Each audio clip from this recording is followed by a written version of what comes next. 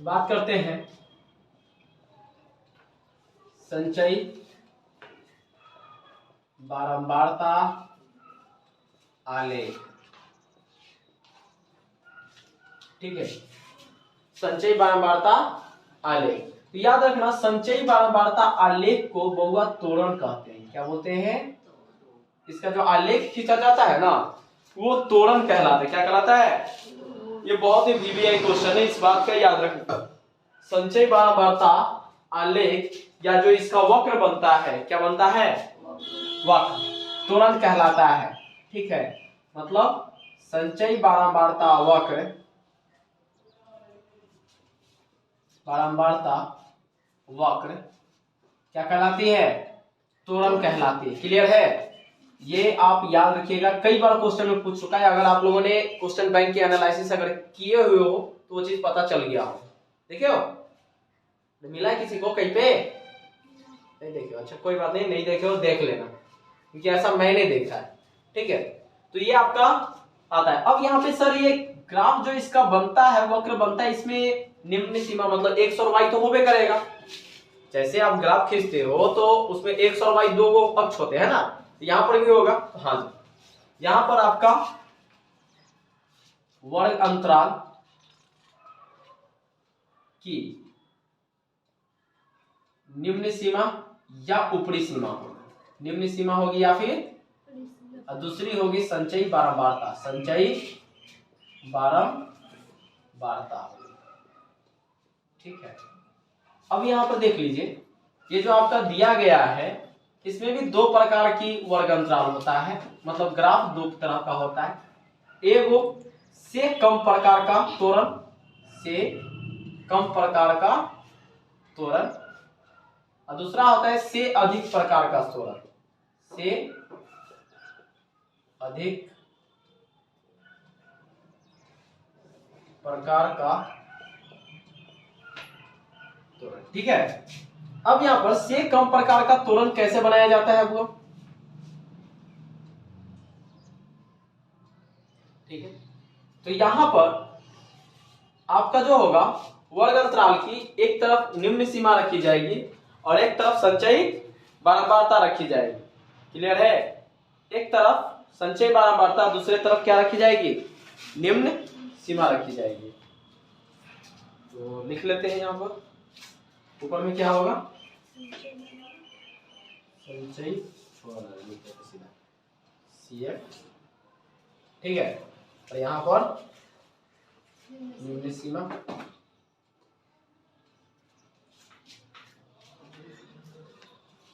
क्या हुआ?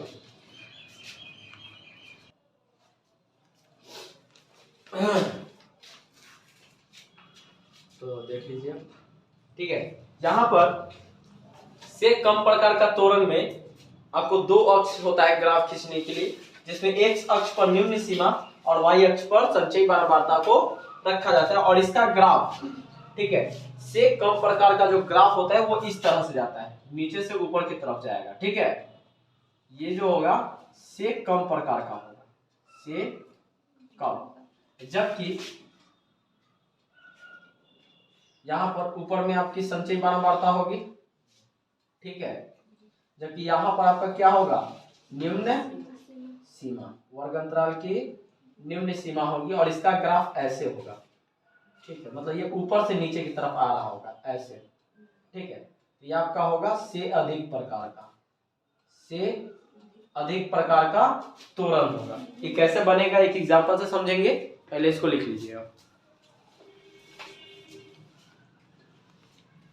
हो गया, मतलब ये से निम्न प्रकार से कम रहेगा तो जाहिर बात है से कम किससे होगा? ऊपरी सीमा से ही कम होगा ना, ऊपरी सीमा होगा।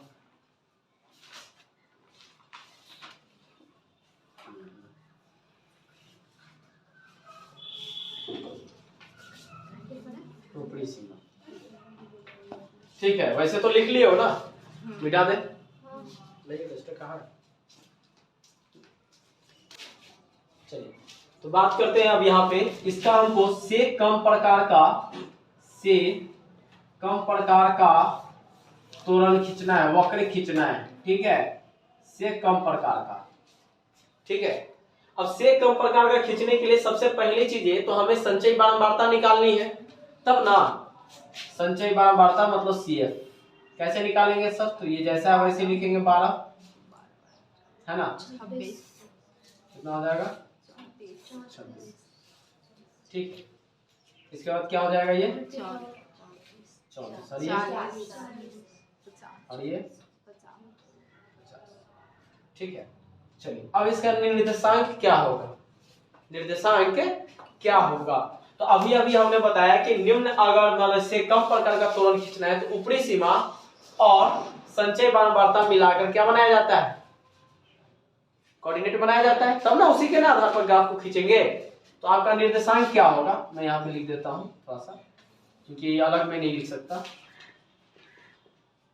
निर्देशांक अगर इसकी आप बात करोगे, वैसे यहाँ पे लिखने की जरूरत नहीं है लेकिन फिर भी मैं लिख दे रहा हूँ।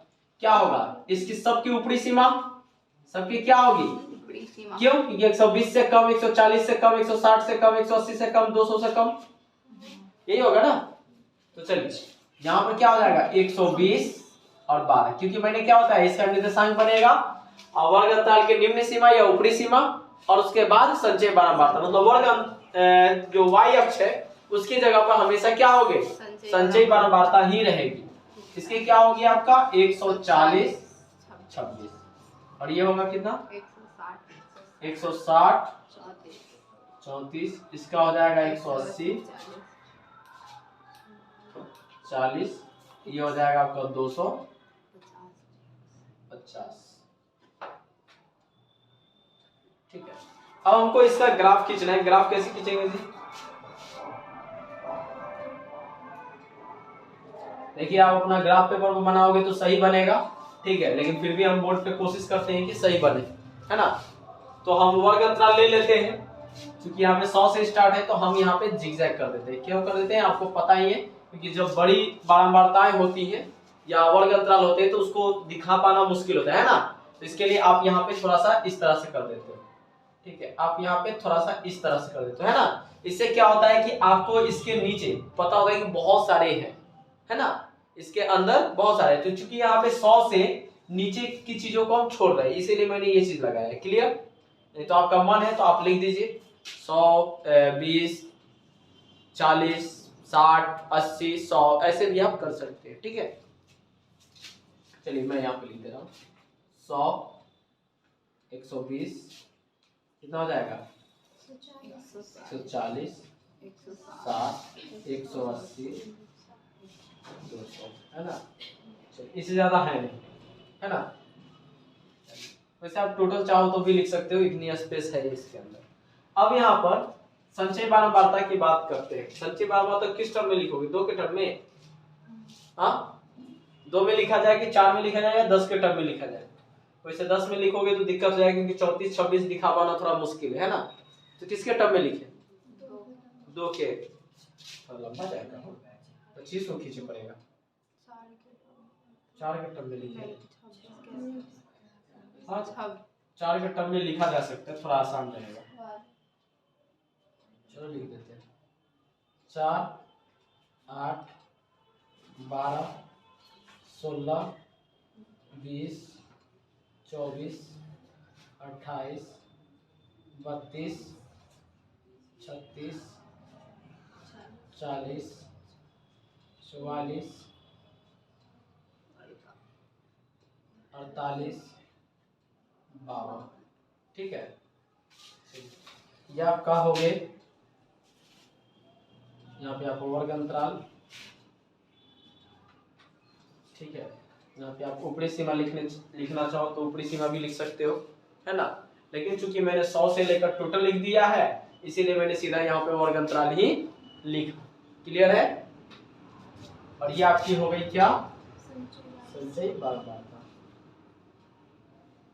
अब इसको ग्राफ पे पुट करने आता होगा सबको, आता है ना जी? नहीं आता? आता नहीं है। आता है ना। चलिए आते हैं तो पहला वाला को पुट कीजिए, क्या होगा 120 और 12, 120 से कम और 12 यहाँ पे आएगा, है ना। दूसरा है 140 26, 140 के सामने आया 26, ये कितना हो गया 24 और 2 एक बीच में आ जाएगा 26। इसके बाद क्या आएगा 160 से 34, 160 और 34 ऊपर में जाइए, 32 आ गया, 32 के बीच में आ जाएगा यहाँ पे। इसके बाद क्या है 180 से 40, 180 को ले लीजिए और ठीक इसके सामने आ जाइए, यहाँ पर 40 आ जाएगा। ठीक है, इसके बाद आपका क्या है 250, ठीक इसके सामने आ जाइए, 200 के सामने 50 पे जाकर के मतलब 48 और 50 के बीच।